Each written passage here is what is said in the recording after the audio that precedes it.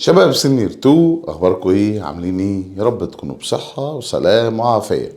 الامتحان الشامل التجريبي الشامل رقم 2.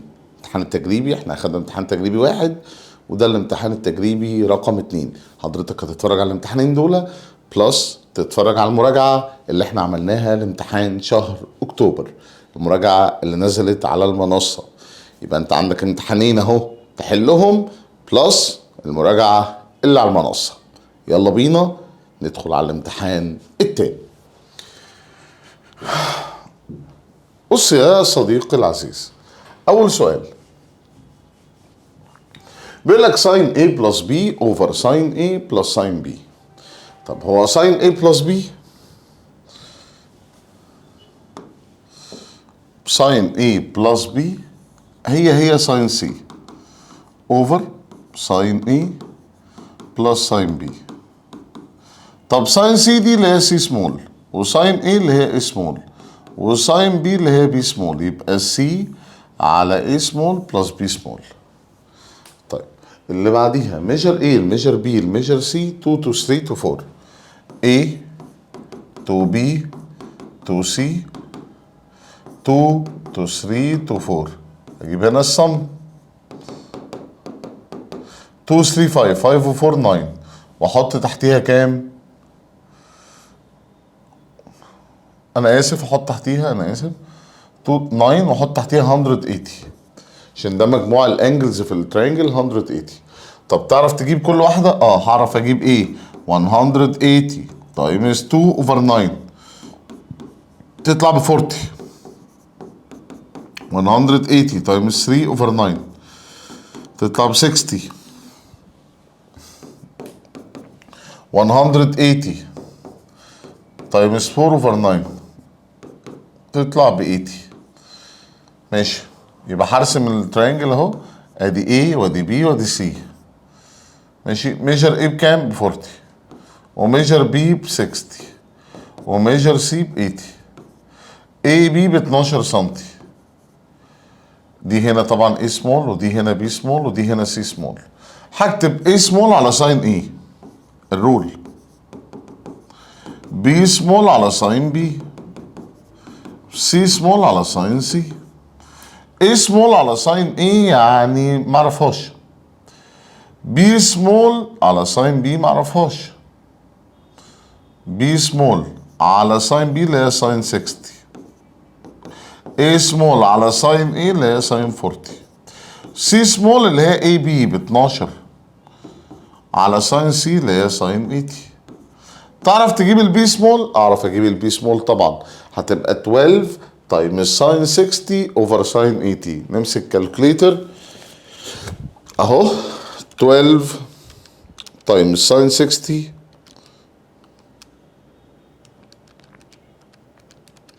اوفر ساين 80 هتطلع بكام؟ ب 10.5 يعني 11 approximation. طيب سؤال رقم 3.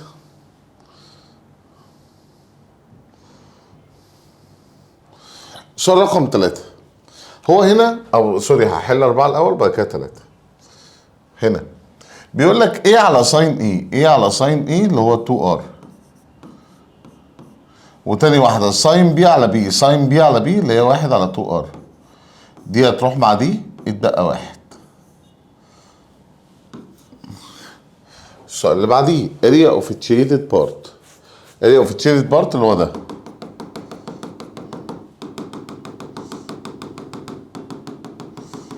هجيب الاريا بتاعت ايه؟ بتاعت السيركل الاول. طب هجيبها ازاي؟ ايه على ساين ايه، بعد كده بي على ساين بي، بعد كده سي على ساين سي ايكوال 2R على 1. هجيب الاول الاريا بتاعت السيركل واجيب الاريا بتاعت الترينجل واعملهم سبتراكتنج عشان اعرف اطلع التشيدد. طب الاريا الاي دي طبعا سي سمول، ودي هنا بي سمول، ودي هنا اي سمول. اي سمول ب 6 يبقى 6 على ساين 40، بي على ساين 40 و70 110 يبقى دي 70. 180 ماينس 110 تطلع دي ب 70. سي على ساين سي يعني على ساين 70 equal 2 ار على 1. يبقى كل ده equal 2 ار، يبقى 2 ار equal 6 على ساين 40.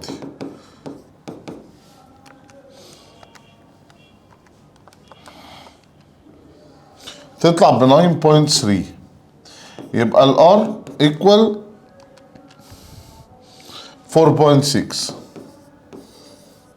دي كده الار. تعرف تجيب الاريا بتاعت السيركل باي ار سكوير، يعني باي اللي هي 22 over 7 تايمز ار اللي هي 4.6 بار 2.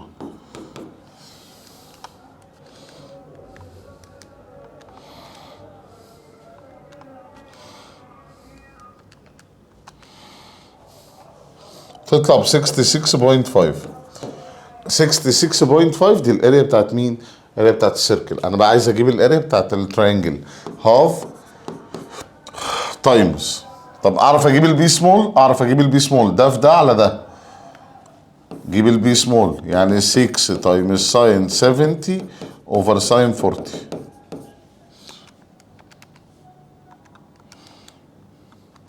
اوفر ساين 40 تطلع 8.7. 8.7. طب هجيب الاريا بتاعت الترينجل ازاي؟ هاف تايمز اي سمول تايمز بي سمول تايمز ساين سي، يعني هاف تايمز 6 تايمز 8.7 تايمز ساين سي اللي هي ساين 70. هاف تايمز 6 تايمز 8.7 تايمز ساين 70 تطلع 24.5. يبقى الاريا بتاعت الترينجل 24.5 والاريا بتاعت السيركل 66.5. اعملهم ماينس بعض هيديني 42 اللي هي ابروكسيميشن يعني 43. طيب السؤال اللي بعديه، احنا طبعا السؤال ده جالنا في امتحان الشهر واحتمال كبير يجي لك في الامتحان الشامل. في ناس جالها السؤال ده في امتحان الشهر. كي بلس ام بكام؟ طيب انا لو عوضت هنا بنيجاتيف 1 هتبقى الحته دي بزيرو. زيرو هضربها في 3 يعني اعوض الاكس بنيجاتيف 1، شيل كل اكس واحط مكانها نيجاتيف 1. نيجاتيف كي بلس ام كل الكلام ده ايكوال زيرو، لان 0 تايمز 3 بزيرو. يبقى 1 ماينس كي بلس ام ايكوال زيرو. ماشي. يبقى نيجاتيف كي بلس ام ايكوال نيجاتيف 1. ده رقم واحد. رقم اتنين، رقم اتنين بيقول لك اهو اكس باور 2 ماينس 1 هنعملها اكس ماينس 1 واكس بلس 1. كل الكلام ده ايكوال 3. وهنا هنعمل فاكتورايز هتبقى اكس بلس 1 والتانية اكس بوزيتيف ام. ماشي. مين هيروح مع مين؟ دي هتروح مع دي. هيبقى اكس بلس ام على اكس ماينس 1 ايكوال 3. طب الاكس بكام؟ بنيجاتيف 1. يبقى نيجاتيف 1 بلس ام على نيجاتيف 1 ماينس 1 ايكوال 3. يبقى نيجاتيف 1 بلس ام على نيجاتيف 2 ايكوال 3. يبقى نيجاتيف 1 بلس ام ايكوال نيجاتيف 6. يبقى الام ايكوال نيجاتيف 5. شيل الام وحط مكانها نيجاتيف 5. ماشي. ودي دي هناك. يبقى نيجاتيف كي ايكوال 4 يعني الكي بنيجاتيف 4. حلو. هو عايز كي بلس ام يبقى نيجاتيف 4 بلس نيجاتيف 5 يعني نيجاتيف 9. سؤال 100 100 وحلو وجميل. ماشي. وسؤال يجي في امتحان، جه في امتحان الشهر اصلا اللي هو اداره المنتزه تقريبا. طيب هنا طبعا عشان دي تعمل لها عشان تبقى اكزيست، عشان تبقى اكزيست يبقى الاي دي بواحد. ليه؟ عشان تبقى اكس ماينس 2 على اكس بلس 2. عشان لو دي بواحد 4 في 1 ب4 وهنا اكس ماينس 2 دي هتروح مع دي تبقى اكس بلس 2. يبقى الايه هنا بكام؟ بواحد. يبقى عشان يتعمل لها فاكتورايزيشن يبقى الايه بواحد. طب لو عوضت بنيجاتيف 1 تبقى نيجاتيف 4 تايمز 1 تبقى بوزيتيف 4 مش هيتعمل لها فاكتورايزيشن. طب لو عوضت ب2 4 تايمز 2 ب 8 مش هيتعمل لها فاكتورايزيشن. انا عايز حاجه تروح من فوق فوق وتحت اهو. لو قعدت بواحد تبقى 4 اعمل فاكتورايزيشن. لما عملت في حاجه من فوق راحت مع حاجه من تحت. السؤال اللي بعديه رقم 7. رقم 7 اكس باور 2 ماينس اكس ماينس 6. هي دي انه نوع من الليميت؟ ده نوع الفاكتورايزيشن. طب الفاكتورايزيشن هنعملها ازاي؟ تبقى اكس ماينس 3 واكس بلس 2 وتحت هنا اكس ماينس 3 واكس بلس 4. مين هيروح مع مين؟ دي هتروح مع دي. هشيل اكس واحط مكانها 3 يبقى 3 بلس 2 على 3 بلس 4 يعني 5 على 7. ماشي. السؤال ده كونجكت. طب كونجكت بنعمل ايه؟ عشان في سكوير روت يبقى كونجكت. اكس ماينس 3 باور 2 ماينس 1 على روت اكس بلس 2 ماينس 2 هضربها في الكونجكت اللي هو روت اكس بلس 2 بلس 2 روت اكس بلس 2 بلس 2.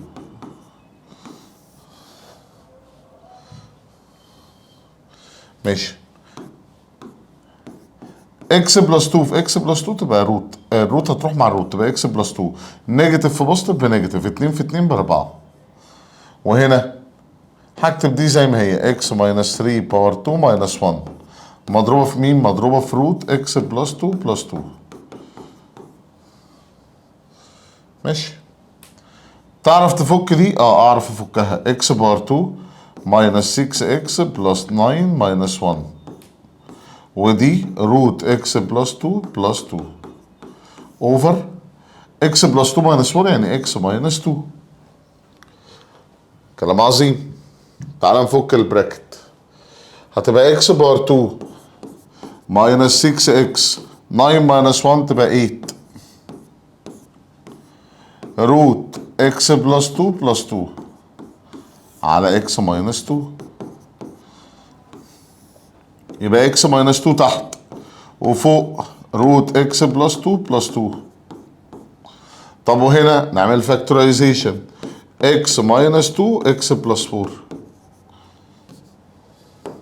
مين هيروح مع مين؟ اكس ماينس 2 تروح مع اكس ماينس 2. ايه اللي هيفضل؟ هيتبقى لك اكس بلس 4 في روت اكس بلس 2 بلس 2 واشيل الاكس واحط مكانها 2 يبقى 2 بلس 4 روت 2 بلس 2 بلس 2. السؤال اللي بعديه السؤال رقم كام؟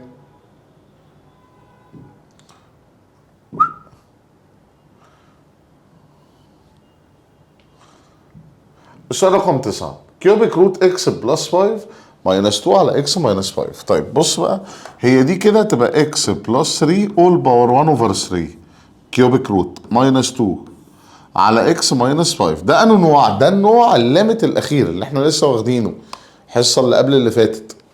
مش ليميت انفينيتي، الليميت سيرم 4 اللي هو عليه باور. فبنعمل ايه؟ قلت لك لما تلاقي براكت بلس باور نعدل الليميت. يعني الليميت دي عدلها فتبقى ليميت اكس بلس 3 ل2 اهو اكس بلس 3 واعمل هنا سهم و2. طيب اكس بلس، طبعا شارحين الكلام ده في الحصص الاساسيه كويس. اكس بلس 3 باور 1 اوفر 3 ماينس 2 باور ماينس بقى مش 2 سوري هنا تبقى 8 عشان اوصل ل 5 تبقى دي 8. ليه؟ عشان لو وديت دي هنا تبقى 8 ماينس 3 تبقى 5. طيب هنا بقى هشيل ال 2 دي واكتب مكانها 8 باور 1 اوفر 3. واحنا اتعودنا قلت لك في النوع ده لازم اللي تحت يكون شبه اللي فوق بالظبط. يعني تبقى اكس بلس 3 ماينس 8. طب يلا بينا نطبق القانون. هيبقى 1 اوفر 3 اوفر 1 تايمز 8 باور 1 اوفر 3 ماينس 1. ماشي.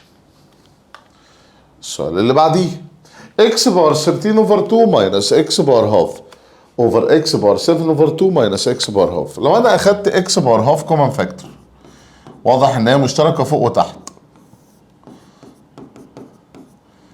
اخدت من دي اكس باور هاف اتبقى مكانها 1.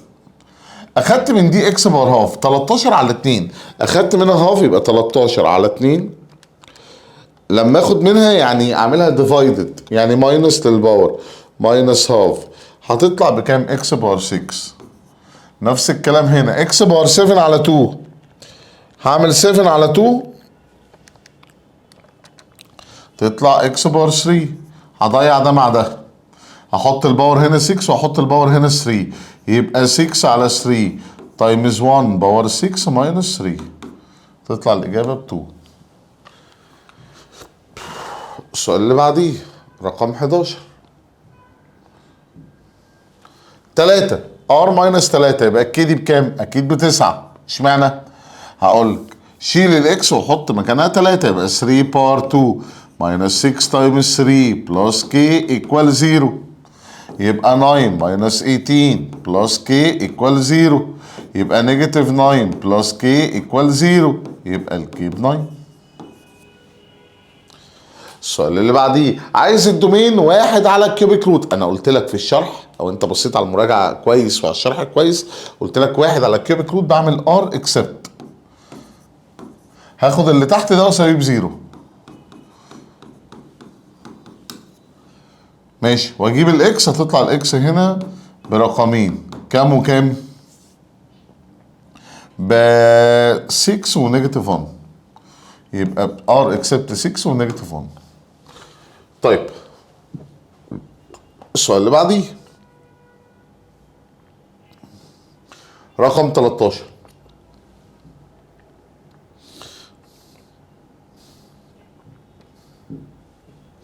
عايز الرينج. احنا قلنا الرينج هنا بيجي من تحت لفوق من على الواي، من تحت لفوق من على الواي، من تحت لفوق من على الواي.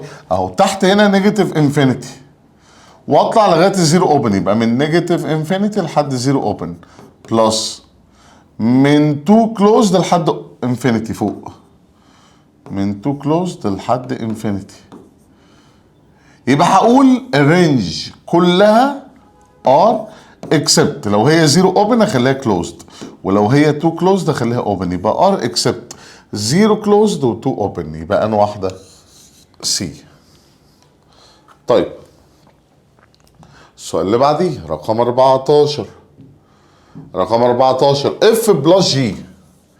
الاول عشان نجيب اف بلس جي لازم اشوف الحاجات المشتركه فوق وتحت، هنا 1 وهنا 1، هنا 3 وهنا 3، يبقى اكتب 1 واحده واكتب 3 واحده. 1 هنعمل 2 بلس 3 تبقى 5، واعمل 6 بلس 5 تبقى 11، يبقى 1 و5 و3 و11. يبقى بناخد الارقام المشتركه في الاكس واجمع الواي زي ما هي. اوكي السؤال رقم كام؟ 15. الدومين شرحناها قبل كده، دي قلت لك هنا بتجرب الاختيارات. ار اكسبت مين؟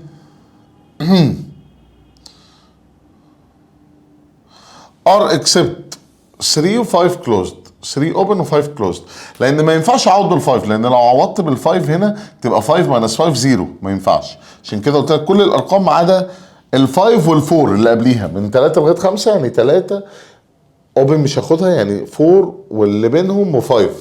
ما ينفعش اعوض ب4 ليه؟ طيب عشان لو عوضت ب4 هنا 3 ماينس 4 بنيجاتيف 1، و5 ماينس 4 ب1، هل ينفع تحت الروت نيجاتيف؟ لا. اف او جي ده على علمي، السؤال ده اللي علمي. جي او اف باخد الاف اقعد بيها في جي. طيب او بعمل هجيب اف 1، السؤال ده جه في اداره المنتزه برضو، الرسمه اللي هي الجراف اللي فيها جي او اف. اف 1 اف 1 اف 1 اف 1 اف 1 اف 1 اف 1 اف 1 اف 1، ادي اف اهيها تبقى بكام؟ اف 1 اف 1 ب 4، يبقى اف 1 ب 4. طب جي 4، جي 4 جي 4 جي 4 ادي 4 اهي، انزل انزل انزل لغايه لما اخبط في جي. جي 4 بكام؟ بنيجاتيف 2.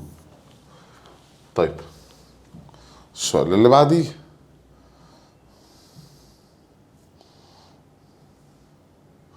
اود فانكشن 17. اود فانكشن، اود فانكشن بنطلع النيجاتيف بره، يبقى 2 اف اكس ماينس 8 fx اوفر 3 fx. 2 ماينس 8 يبقى طبعا الاود بتطلع نيجاتيف فار، يبقى نيجاتيف 6 fx ديفايدد 3 fx. دي هتروح مع دي، نيجاتيف 6 ديفايدد 3 تبقى نيجاتيف 2. السؤال اللي بعديه 1 تو 1، بيقول لك مين ال 1 تو 1؟ ال 1 تو 1 تبقى شبه الاود، اكيد دي الاود يبقى دي 1 تو 1. ماشي، دي ايفن ودي ايفن ودي نايزر نور. ال 1 تو 1 بتبقى شبه الاود، او برسم خط كده بالعرض قطع الكيرف هنا في نقطه يبقى دي 1 تو 1. لكن هنا لو رسمت خط بالعرض هيقطع الكيرف في نقطتين، هنا لو رسمت خط بالعرض هيقطع في كذا نقطه، هنا لو رسمت خط بالعرض هيقطع في كذا نقطه. يبقى عشان اعرف 1 تو 1 ارسم خط بالعرض، قطع في نقطه يبقى 1 تو 1، قطع في كذا نقطه يبقى نوت 1 تو 1. السؤال رقم 19، عايزين الدومين او الرينج، سوري. عشان نجيب الرينج هنعمل سمبليفاي، هاخد 3 كومن فاكتور. ايه اللي هيفضل؟ اكس بار 2 ماينس 1، وتحت هنا اكس بار 2 ماينس 1. دي هتروح مع دي هيتبقى كام؟ 3. السؤال اللي بعديه اكس بار 2 بلس 4، الاي بواحد والبي مفيش بزيرو والسي 4، يبقى الفيرتكس 0 4. طب 0 4 دي اتحركت ناحيه مين؟ اتحركت ناحيه الواي، يبقى اتحركت ناحيه الاو واي. طيب السؤال اللي بعديه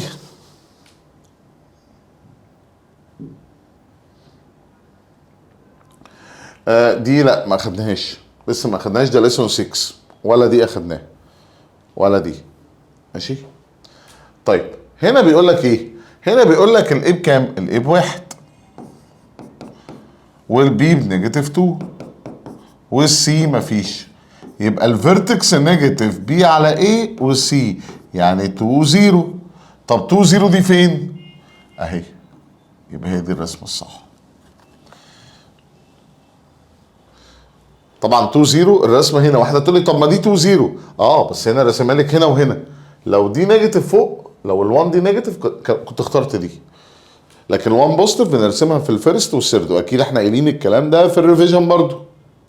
اخر حاجه 25 السؤال المقالي، اكس بار 3 عايز يرسم دي، هجيب الاي بواحد والبي بنيجاتيف 3 والسي بزيرو، يبقى الفيرتكس 3 وزيرو. هرسم ادي 1 وادي 2 وادي 3 وادي 4، وادي هنا 1 وادي 2 وادي 3 وادي 4 وادي 5. 3 و0 تبقى فين؟ 3 و0 هنا. هرسمها دي هنا اكس بار 3 بتترسم ازاي؟ بتترسم كده. عايز الدومين ار، عايز الرينج ار، عايز دي انكريزنج. كده يا باشمهندس خلصنا الامتحان التجريبي رقم 2. كده حليت لك امتحانين تجريبي على الماس، فريت حضرتك تركز كويس، تذاكر المراجعه بتاعت الماس والميكانيكس لو انت علمي كويس، وتراجع كويس الامتحانين دول ان شاء الله تحل كويس يوم الجمعه اللي جايه. شكرا، اتمنى لك كل خير. السلام عليكم.